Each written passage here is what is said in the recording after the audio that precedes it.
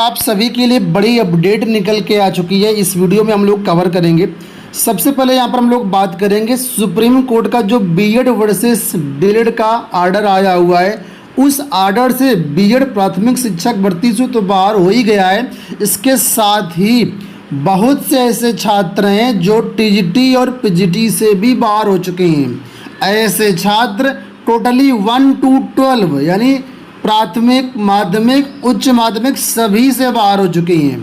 तो इस वीडियो के माध्यम से आपको बताएंगे कौन से ऐसे छात्र हैं जो कि अब कहीं के नहीं रहे, बीएड पूरी तरीके से उनका बेकार हो गया।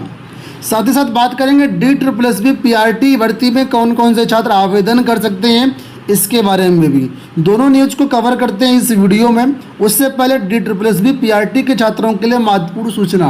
दोस्तों, DSSB पीआरटी के लिए चच्चू प्रकाशन की बेस्ट बुक मार्केट में आ चुकी है। यहाँ पर आप लोग देख सकते हैं, ये प्राथमिक स्तर की बुक है जिसमें DSSB के कंप्लीट सिलेबस को कवर किया गया है। इसमें सामान्य जागरूकता, सामान्य बुद्धिमत्ता एवं तर्क शक्ति क्षमता, संख्यात्मक योग्यता, इंग्लिश लैंग्वेज, सामान्य हिंदी एवं शिक्षण विधियां, इन सभी विषयों को बारीकी से कवर किया गया है। इसमें आपको 4500 से ज्यादा बहुविकल्पी व्याख्यात्मक प्रश्न मिलेंगे, 25 सॉल्व पेपर्स मिलेंगे पूरा कंप्लीट हल सहित। और ये DSSB पीआरटी के ऑफिशियल सिलेबस पर आधारित ये बुक है। मार्केट में जो भी बुक्स अवेलेबल है उन बुक्स की अपेक्षा ये बुक काफी अच्छी। तो अगर आप DSSB की तैयारी कर रहे हैं तो आप इस बुक को परचेज कर सकते हैं अपने नजदीकी बुक स्टॉल से या फिर ऑनलाइन साइट अमेजन, फ्लिपकार्ट से। लिंक आपको वीडियो के डिस्क्रिप्शन बॉक्स में दे दिए गए हैं। चलिए दोस्तों, हम लोग बात करते हैं आगे और बात कर लेते हैं पहली अपडेट के बारे में। आप लोग जानते हैं 11 अगस्त को जो सुप्रीम कोर्ट का बीएड वर्सेस बीटीसी का ऑर्डर आया हुआ, उसमें बीएड को प्राथमिक शिक्षक भर्ती से बाहर किया गया है। और जो सुप्रीम कोर्ट है उनका साफ तौर पर कहना है कि जो बीएड अभ्यर्थी हैं वो प्राइमरी में जो पेडागोजिकल एस्पेक्ट है उसको वो पूरा नहीं करते हैं, इसलिए वो एलिजिबल नहीं है। लेकिन क्या आप जानते हैं कि करीब 3 लाख ऐसे छात्र हैं जिन्होंने प्रोफेशनल डिग्री ली हुई है उसके बाद बीएड किया हुआ है। प्रोफेशनल डिग्री में ज़्यादातर ऐसे छात्र हैं जो बीटेक के बाद बीएड करते हैं, क्योंकि बीटेक तो आजकल इतना आम हो गया है कि जल्दी से वहाँ पर कोई अच्छी जॉब नहीं मिलती, तो छात्र बीटेक के बाद बीएड कर लेते हैं। अब बीटेक के बाद अगर बीएड है तो पीआरटी में तो फॉर्म भर सकते थे, टीचर बन सकते थे, लेकिन टीजीटी पीजीटी में सब्जेक्ट कॉम्बिनेशन होता है तो वहाँ पर तो भर ही नहीं सकते हैं। तो टीजीटी पीजीटी में पहले भी नहीं भर सकते थे क्योंकि सब्जेक्ट कॉम्बिनेशन ही नहीं बनता था उनका, और पीआरटी उनके लिए एक विकल्प था। तो पीआरटी में माननीय सुप्रीम कोर्ट ने बाहर कर दिया। तो ऐसे अभ्यर्थियों के लिए बीएड पूरी तरीके से बर्बाद हो गया, पूरा कोई मतलब नहीं रह गया अब बीएड का।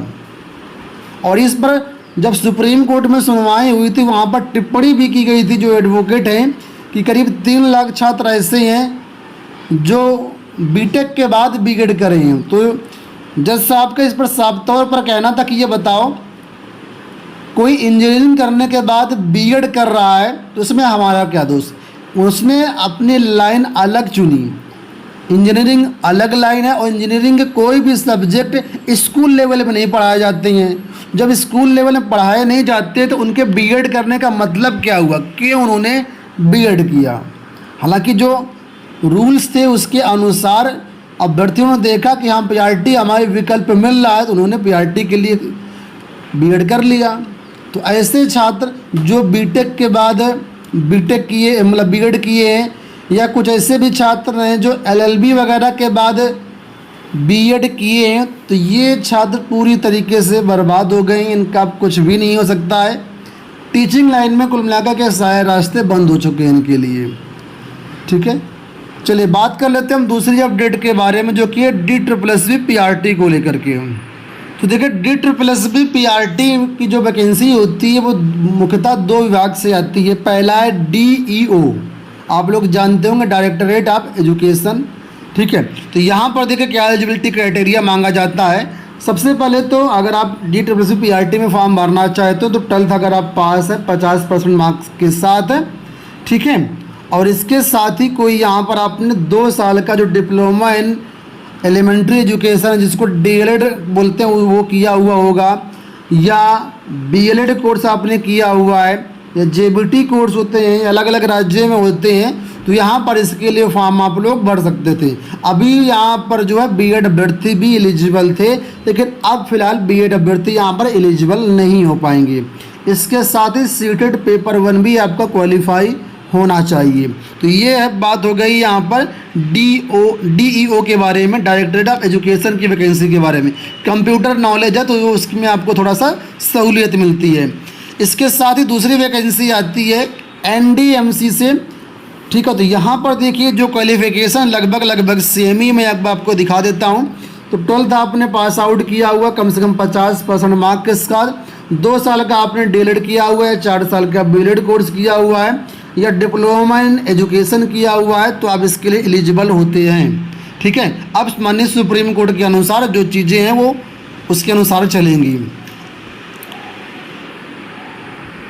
तो फिलहाल दिल्ली में आने वाले टाइम पर आपको पीआरटी में अच्छा मौका मिलने वाला है, इसकी वैकेंसीज आने वाली हैं। अभी टीजीटी और पीजीटी में कुछ वैकेंसीज आई हुई हैं, ठीक है। तो आप इसके लिए अगर आप एलिजिबल हैं तो फॉर्म भर सकते हैं। 1841 पोस्ट पर वैकेंसी आई हुई है। डिटेल्ड वीडियो इस पर हमने ऑलरेडी बना रखे हैं, आप लोग जो है चैनल को चेकआउट कर लीजिएगा, वीडियो आपको मिल जाएंगे।